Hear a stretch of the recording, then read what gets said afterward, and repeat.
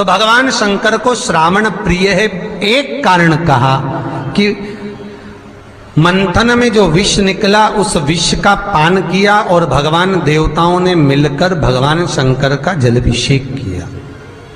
दूसरा कारण कहा, माता सती ने शंकर को पाने के लिए श्रावण के महीने में ही सबसे ज्यादा साधना करी है। और क्या करा था माता सती ने? एक बालू का, मिट्टी का शिवलिंग बनाती थी, प्रतिदिन शिवलिंग का निर्माण करती थी और शिवलिंग का निर्माण कर कर उसकी पूजन कर कर अर्चना कर कर उसका विसर्जन करती थी सती माता। और माता सती का नियम था भगवान शंकर को पाने के लिए शिवलिंग का। तो हमारे यहाँ शिव महापुराण में लिखा है कि पार्थिव शिवलिंग का निर्माण होना चाहिए, और पार्थिव शिवलिंग का निर्माण करना है तो उसके लिए भी वर्णन करा गया। ब्राह्मण श्वेत मट्टी के शिवलिंग का निर्माण करे, वैश्य पीली मट्टी के शिवलिंग का निर्माण करे, क्षत्रिय लाल मट्टी के शिवलिंग का निर्माण करे और शूद्र काली मट्टी के शिवलिंग का निर्माण करे। कितना बड़ा शिवलिंग बनाना चाहिए? अगर हम पार्थिव शिवलिंग का निर्माण कर रहे हैं या हमारे घर में हम कोई मूर्ति रख रहे हैं या हमारे घर में हम कोई मूर्ति को विराजमान कर रहे हैं, तो उस मूर्ति का भाव कितना बड़ा होना चाहिए?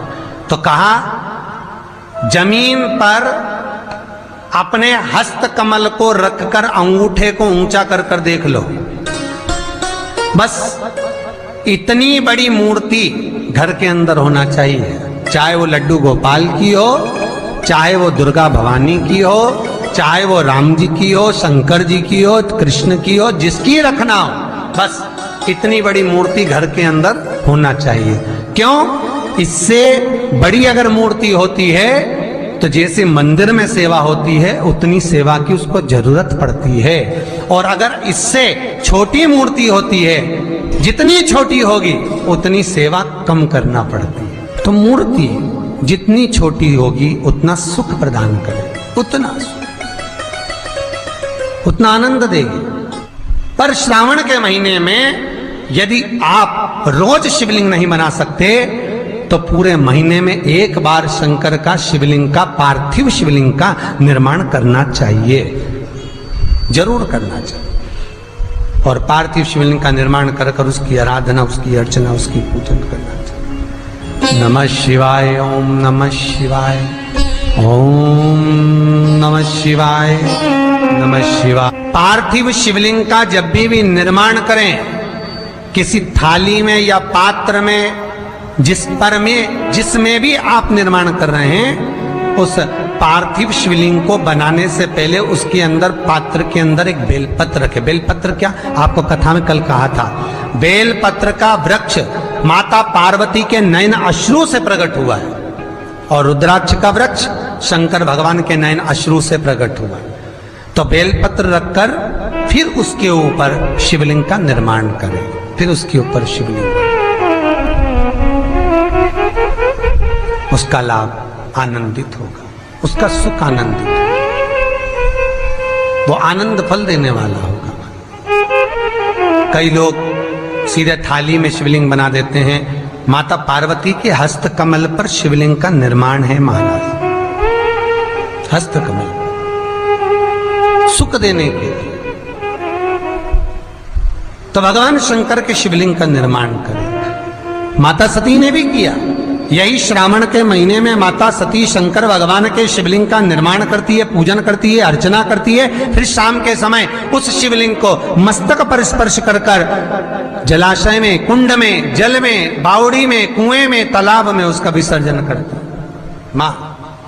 दूसरा कारण कहा, सती शंकर को इसी श्रावण में रिझाई थी, इसलिए शंकर को श्रावण अति प्रिय है। कि पहले आती है नवमी, फिर आवेगी एकादशी, देवसोनी। तो भंडारिया नवमी का मतलब क्या होता है? भंडारिया नवमी का स्मरण क्या होता है? अभी आपको कहा था 9 जगह पर बेलपत्र चढ़ती है। भंडारिया नवमी का मतलब ही यही है कि भगवान विष्णु सोने जाने से पहले नवमी तिथि के दिन 9 बेलपत्र भगवान शंकर को समर्पित कर कर भगवान शिव के मंदिर में बैठकर भगवान शंकर की आराधना कर कर भगवान विष्णु लक्ष्मी जी के साथ अपनी सृष्टि का कार्यभार 4 महीने के लिए शंकर जी को सौंप देते हैं भंडरिया नवमी के दिन। और एकादशी के दिन से, देव सोनी एकादशी के दिन जब भगवान सोते हैं, उस दिन से भगवान शंकर पूरे कार्यभार को देखते हैं, पूरे कार्यभार। जब कार्यभार सौंपा गया, भगवान शंकर सृष्टि का संचालन करने लगे, तब ब्रह्मा और विष्णु ने आकर शंकर जी की आराधना यही श्रावण के महीने में करी थी कि आपने पूरा कार्य अच्छे से संभाला, इसलिए शंकर को श्रावण अति प्रिय है। ये तीसरा कारण है शंकर को श्रावण प्रियता का। अब शिव महापुराण की कथा करिए कि शंकर को श्रावण प्रिय चौथा कारण वर्णन करा कि ये कारण भगवान शंकर की आराधना माता पार्वती ने बाल्यपन से करी, खूब करी, खूब दिल से करी। ये कहते हैं कि अगर 1,00,000 बेलपत्र समर्पित कर रहे हो और तुम्हारे पास में अगर वो बेलपत्र नहीं है तो तुम 1,00,000 मत चढ़ाओ, आप तो एक बेलपत्र, परंतु वो बेलपत्र भी पूर्ण तरह से साफ, सुंदर, सुरक्षित, खंडित ना हो, वो मुझे समर्पित करो। एक चावल का दाना चढ़ाओ पर वो खंडित ना हो, एक फल चढ़ाओ वो खंडित ना हो, एक पुष्प चढ़ाओ वो खंडित ना हो। शिव कहते हैं मेरे हाथों से मेरा पुत्र खंडित हो गया था, उस दिन से मैंने वचन दिया है माता पार्वती को कि खंडित वस्तु स्वीकार नहीं करूंगा और ना खंडित दूंगा।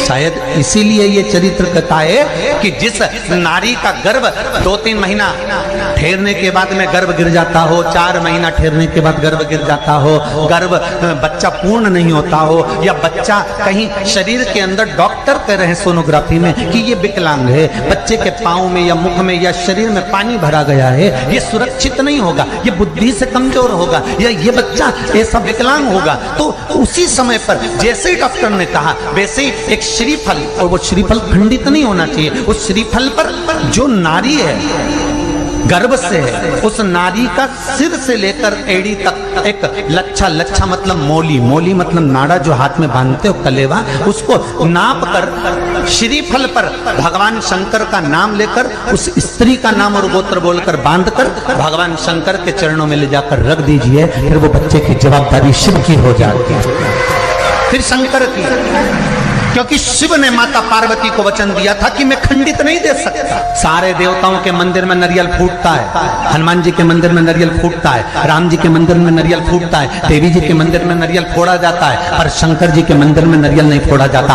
आखा की आखा दिया जाता है कि पूर्ण दीजिए, बेलपत्र पूर्ण दीजिए, फल पूर्ण दीजिए, एक चावल का दाना भी दे रहे हो तो पूर्ण दीजिए। उसमें एक और अच्छी बात है, बहुत ध्यान लगाकर सुनिएगा जरा, जितने आस्था चैनल पर सुन रहे हो, यूट्यूब पर सुन रहे हो, फेसबुक पर सुन रहे हो, या इस पंडाल में श्रवण कर रहे हो, बहुत सावधानी से ध्यान दीजिएगा।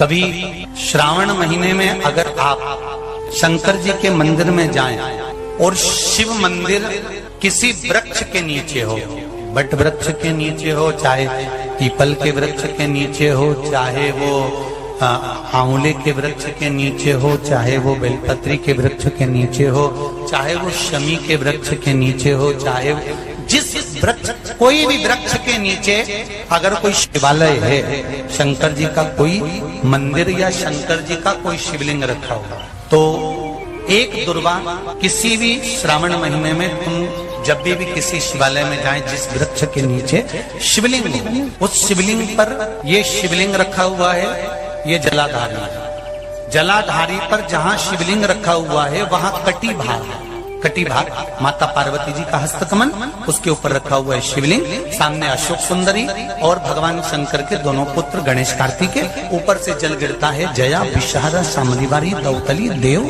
ये भगवान शंकर की 5 बेटियां। तो जो कटी भाग है, इस कटी भाग पर अगर मात्र एक दुर्वा समर्पित कर जिसकी किडनी या लीवर डैमेज हो रहा हो, काम नहीं कर रहा हो, या किडनी लीवर में कोई तकलीफ हो रही हो, या डायलिसिस चल रहा हो तो मात्र एक दुर्वा उस कटी भाग पर श्रावण महीने में समर्पित कर कर उस दुर्वा के 7 टुकड़े कर कर 7 दिन प्रतिदिन सुबह के समय पर उसको चबाकर खा लेने पर या निगल जाने पर धीरे धीरे धीरे धीरे डायलिसिस बंद होने लगता है और किडनी लीवर अपना काम करना प्रारंभ कर देते हैं। एक दुर्वा, कितनी दुर्वा? एक दुर्वा, मात्र एक दुर्वा।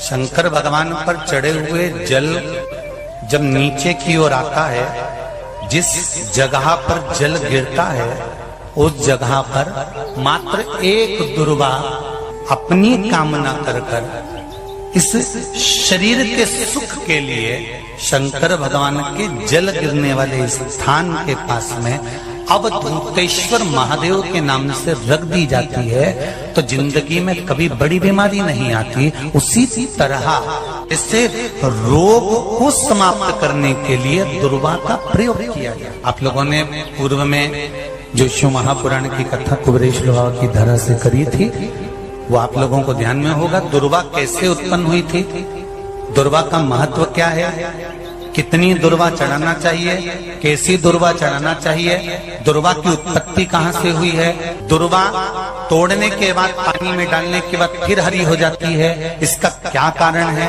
दुर्वा गणेश जी को क्यों चढ़ाई जाती है, शंकर जी को दुर्वा किस स्थान पर चढ़ाई जाती है, ये सारी कथा आपको पूर्व में इसी कुबेरेश्वर बाबा के पावन धरा से सुना चुके हैं जो टीवी पर डली हुई है। कभी आपने नहीं सुनी हो तो यूट्यूब पर से दुर्वा शिव महापुराण की कथा आप निकाल कर उसको श्रवण कर सकते। उसमें वर्णन किया है कि इस दुर्वा का महत्व क्या है, दुर्वा का क्या।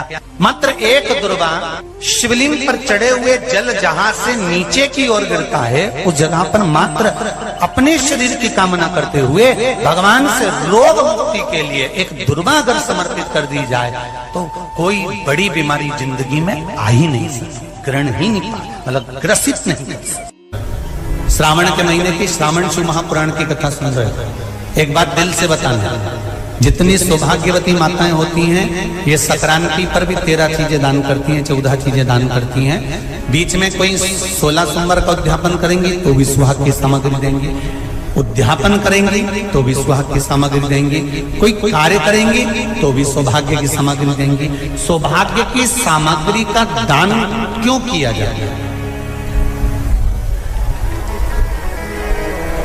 सौभाग्य सूचक वस्तुओं का दान क्यों किया जाता है, सौभाग्य की वस्तुएं क्यों प्रदान करी जाती है, क्यों दी जाती है, उसका कारण क्या है।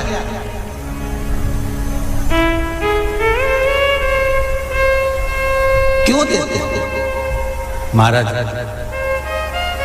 भारत की भूमि की सौभाग्यवती माताओं का एक मन की अभिलाषा रहती है, भारत की भूमि की माताओं की एक अभिलाषा रहती है कि जब उसके प्राण छूटे तो अखंड सौभाग्य धारण करके पति के कंधे पर और पुत्र के कंधे पर शमशान पर।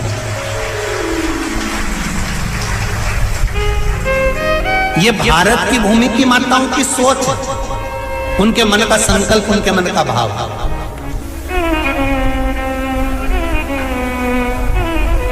क्यों देते हैं चूड़ी का दान, क्यों देते हैं बिंदी का दान, क्यों देते हैं अखंड सौभाग्य का दान, किस महाराज?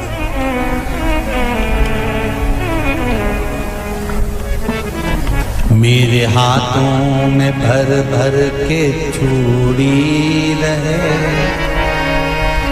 मेरे हाथों में भर भर के चूड़ी और मैया कोई काम नहीं, मेरे मस्तक पे चमकती चूनर रहे, मेरे मस्तक पे चमकती चूनर रहे और मैया कोई काम नहीं,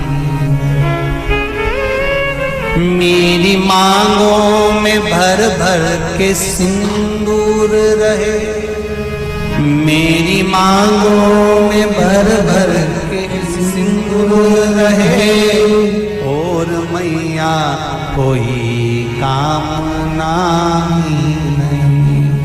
मेरे पाँव में बिछुड़ी का जोड़ा रहे, एक बिछुड़ी नहीं, कितनी?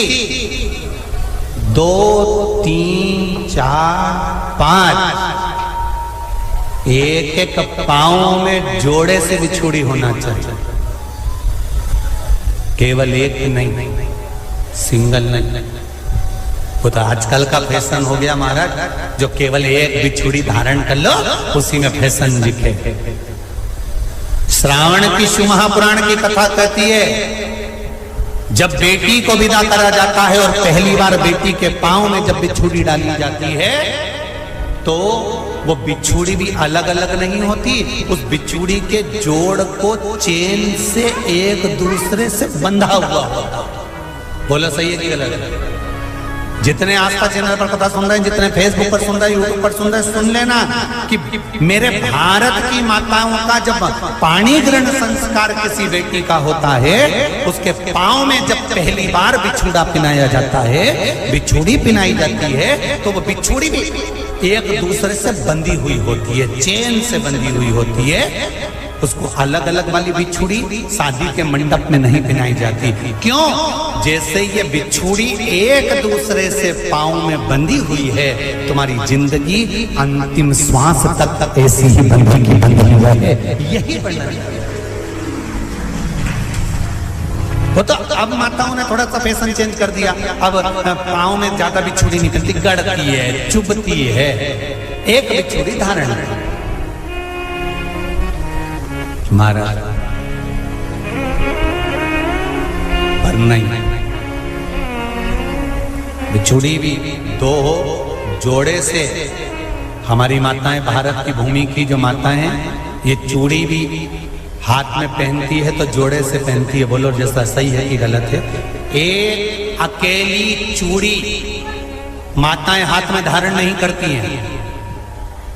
अगर भारत की भूमि की संस्कारित माताएं हैं और भारत की भूमि की सभ्यता और संस्कृति को जानती है तो अकेली चूड़ी नहीं, जोड़े की चूड़ी पहनेगी, 2 चूड़ा डालेगी, 4 डालेगी, 12 डालेगी, पर सिंगल नहीं, अकेले। श्रावण के महीने की शिव महापुराण की कथा, जिसका नाम है श्रावण शिव महापुराण की कथा, ये कहती है कि पार्वती जी ने और गंगा जी ने ये चतुर्मास में जितना सौभाग्य का दान दिया है, उनके बराबर दुनिया का कोई व्यक्ति इतना सौभाग्य का दान नहीं दे सकता जो माता गंगा और पार्वती दोनों दान दे रहे हैं।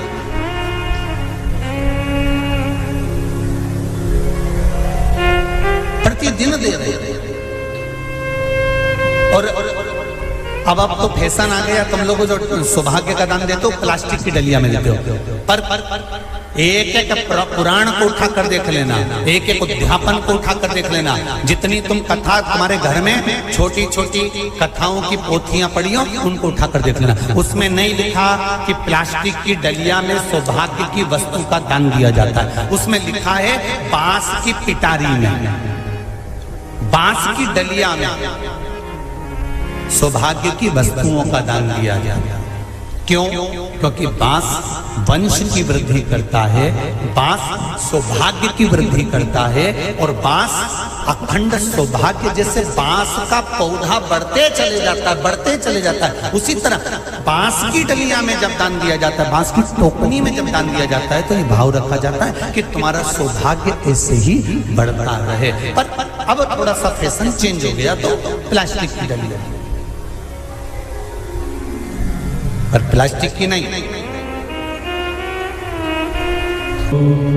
तो गंगा मैया और पार्वती मैया चतुर्मास के अंतर्गत जो त्योहार पड़ता है, चतुर्मास के अंतर्गत जो व्रत पड़ते हैं, ये किसी दूसरे के नहीं है।